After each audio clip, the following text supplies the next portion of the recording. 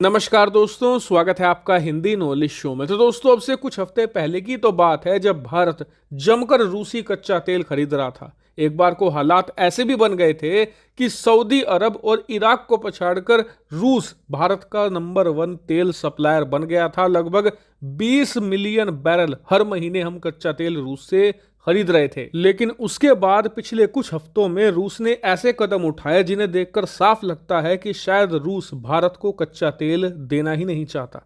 क्योंकि सबसे पहले रूस ने किया ये कि भारत के साथ पेमेंट टर्म को लेकर अनबन शुरू हो गई। रूस पहले हमें कच्चा तेल देता था, उसके बदले में भारतीय रुपया लेता था और रूपी रूबल ट्रेड के तहत हम सेटलमेंट कर रहे थे पेमेंट का, जो सब कुछ सही चल रहा था। लेकिन फिर रूस ने इसे नकारना शुरू कर दिया, कहा कि हम कच्चा तेल भारतीय रुपए के बदले नहीं लेंगे।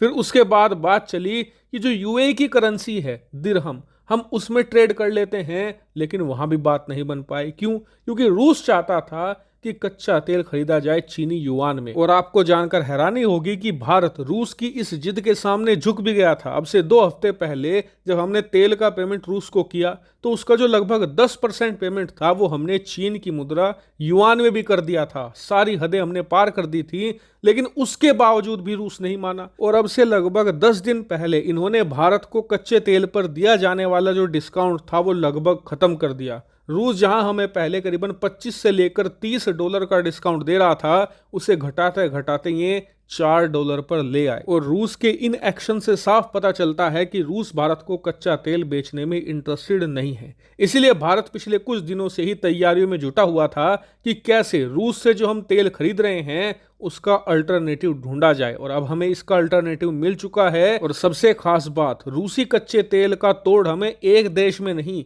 3 देशों में मिल चुका है। यानी कि अब भारत के पास एक के बदले 3 ऑप्शन है सस्ता कच्चा तेल खरीदने के।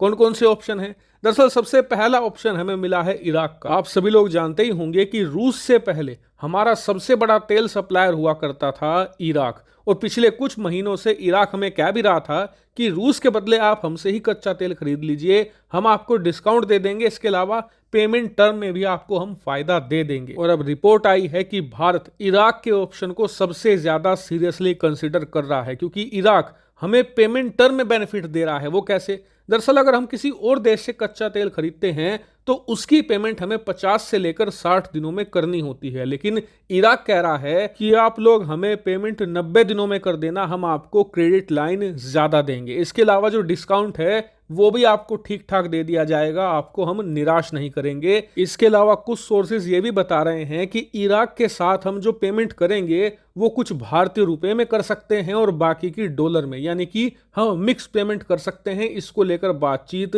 जारी है। यानी कि इराक का ऑप्शन हमारे लिए एक बहुत ही अच्छा और सूटेबल पॉइंट बन जाता है। लेकिन सिर्फ इराक ही ऑप्शन नहीं है।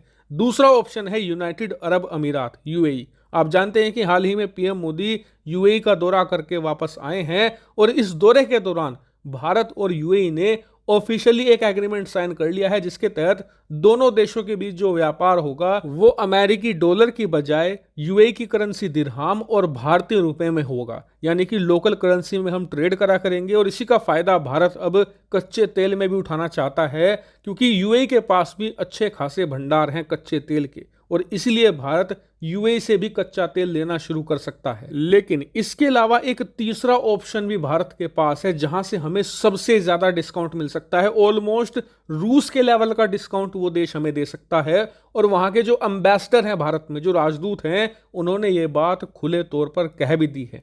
दरअसल इस देश का नाम है ईरान। दरअसल जैसा कि आप स्क्रीन पर देख सकते हैं, ईरान के जो उप विदेश मंत्री हैं और जो राजदूत हैं, इन्होंने एएनआई को एक प्रॉपर इंटरव्यू दिया है, जिसमें इन्होंने बताया है कि हम भारत को कच्चा तेल बेचने के इच्छुक हैं और डिस्काउंट भी हम बहुत तगड़ा देंगे। इसके अलावा जो पेमेंट फैसिलिटी है हम उसमें भी आपको फायदा पहुंचाएंगे। और सोर्सेज बता रहे हैं कि ईरान लोकल करेंसी में यानी कि इंडियन रुपी में व्यापार करने को भी तैयार है। लेकिन इस इंटरव्यू में ईरान के उप विदेश मंत्री ने साफ कहा है कि ये सब कुछ तभी संभव हो पाएगा जब भारत विलिंगनेस शो करेगा और हमसे बातचीत शुरू करेगा।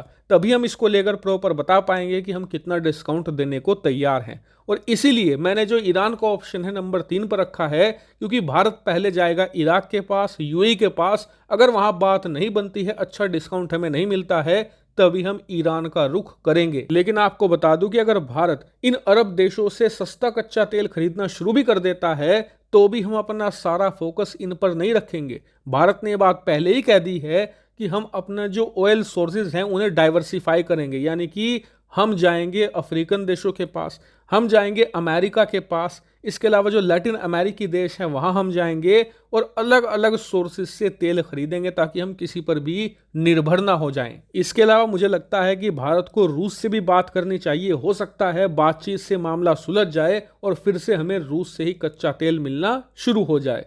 हालांकि इस पूरे मामले पर आपका क्या मानना है कमेंट करके जरूर बताएगा। फिलहाल इस वीडियो में इतना ही। Thank you very much for watching video.